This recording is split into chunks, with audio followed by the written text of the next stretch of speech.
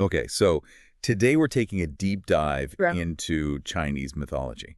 We're looking at this super interesting article that really goes deep into some of the legends, the myths, the deities, and, Yeah. the mythical creatures. The fun stuff. Yeah, Cool. exactly.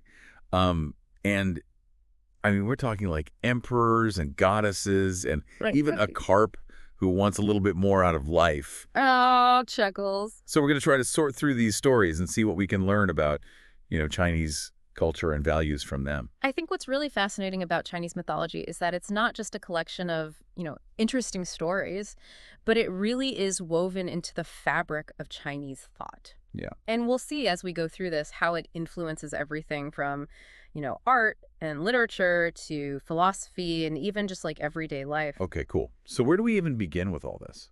Well, I think like any good story, we should start at the beginning. Okay. And in Chinese mythology, the beginning really means the creation myth. Yeah. And that means we're talking about Nüwa. She's this powerful goddess Right. who is said to have molded humans from clay. Nüwa molding humans from clay. I feel like that's a pretty significant image. It is. It's very intimate. Yeah. And it really emphasizes this core value that we see throughout Chinese culture, which is compassion. Mm-hmm. But I think what's even more important is that it highlights this idea of balance. Okay. The balance of yin and yang is so fundamental to Chinese philosophy. And in a way, Nüwa is setting the stage for that right from the very beginning. So it's not just like a cute creation myth. Yeah. It's laying the groundwork for how people think about the world. Exactly. Yeah. Okay.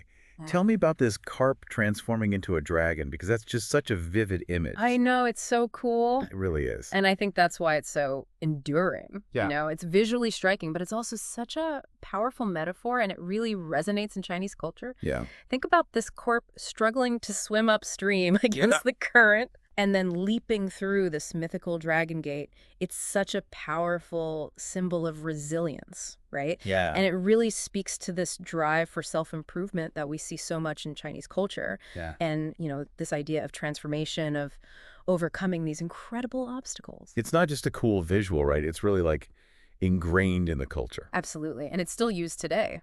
Wow. A lot in the context of education or personal success, you'll see that image of the dragon gate.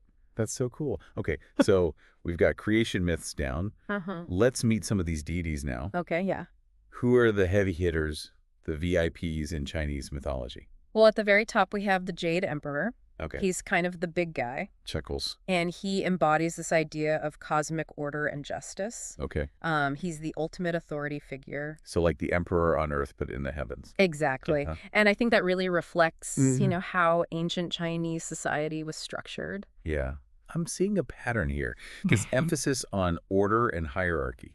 Right. And it all ties back to this idea of social harmony. Okay. That's so central to Chinese culture. So the Jade Emperor keeps the cosmos in check, and the emperor keeps things running smoothly down here. Exactly. It's all about balance and harmony. Okay, got it. Now what about Fuji and Nüwa? Yes. The power couple. Chuckles. They kind of seem like the cosmic yin and yang, right? He brings the skills, she brings the harmony. That's a great way to put it. Chuckles. Fuxi is credited with bringing all these essential skills to humanity, like writing, fishing, and even the I Ching. The I Ching. Now, that's a whole other deep dive we can do. Oh, yeah, that's a big one. Chuckles. But it's a foundational text in Chinese philosophy. Okay. And then you have Nüwa, who we talked about earlier, who brings the harmony and the life force to the world. So together, they really represent that beautiful balance between the practical and the spiritual. So much balance and harmony. It can't all be sunshine and rainbows up there, though, right? Well, true. The story of Shennong, the god of medicine, is a little bit different. Okay. He's a tragic figure. Really? Yeah, he's known for sampling all these different plants to figure out their medicinal properties. He was like the original botanist. Exactly, and he did it tirelessly. But ultimately, that quest for knowledge led to his demise. Wow, that's dedication. It really is. But it also highlights the importance of selflessness and the pursuit of knowledge in Chinese culture. Even at great personal cost. Right. Shennong's sacrifice really emphasizes the value of knowledge for the greater good. Okay, so we've talked about creation. We've met some pretty powerful deities. Now I want to get to the more fun stuff. Okay. The legendary creatures, the ones that make Chinese mythology so captivating. Where do we start? Well, we have to start with Sun Wukong, the Monkey King. Of course, the monkey king.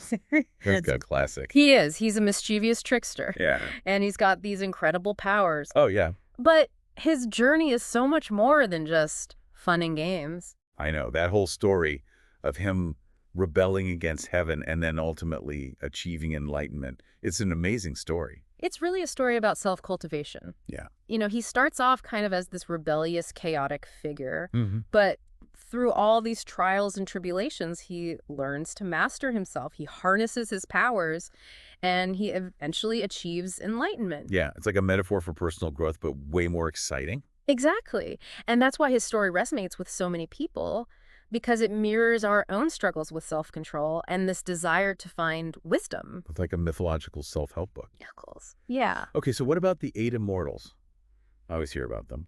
Each of them with your own unique powers and personalities. They sound like a fascinating group. They really are, and I think they're a great example of how Chinese mythology uses archetypes to explore different facets of human experience Okay. and different paths to spiritual enlightenment. Okay, so walk me through some of these immortals. Okay, well, you have Lu Dongbin, the scholar. He Jianggu, the female immortal known for her compassion.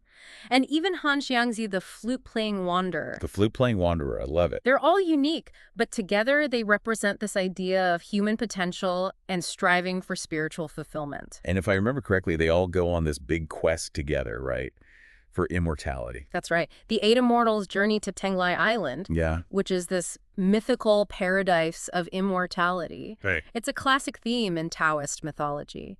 And it really speaks to this human desire to transcend our limitations to achieve this state of perfect harmony with the universe. Which brings us back to those core themes of balance, harmony, and this sense of interconnectedness.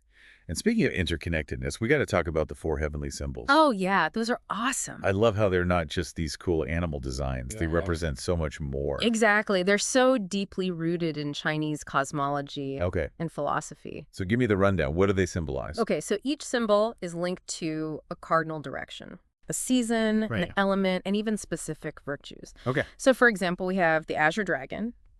He represents the east springtime wood and benevolence. Wow. Then you have the vermilion bird, who represents the south summertime fire and propriety. Okay, I'm starting to see the connections here. Yeah. And then there's the white tiger. He represents the west autumn metal and righteousness. And lastly, we have the black tortoise. Okay. He symbolizes the north winter water and wisdom.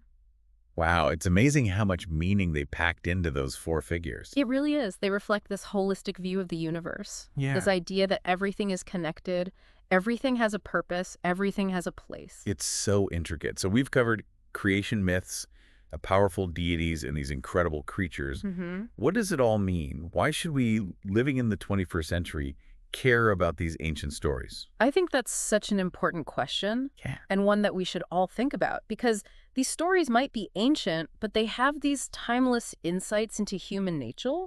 I think you're right. They explore these universal themes of good and evil, the struggle for self-improvement, the search for meaning. Exactly. And they give us this framework for understanding not just Chinese culture, Yeah. but really the human experience. So they're more than just stories. Mm, They're a reflection of who we are and who we want to be. exactly. And I think as we wrap up this deep dive, I want to leave you with this. If you had to choose a mythical creature or a deity that really resonates with you, Yeah. which one would it be and why? What does that choice tell you about your own values and aspirations? That's a great question. One that I think we should all ponder. So until next time, happier reflecting.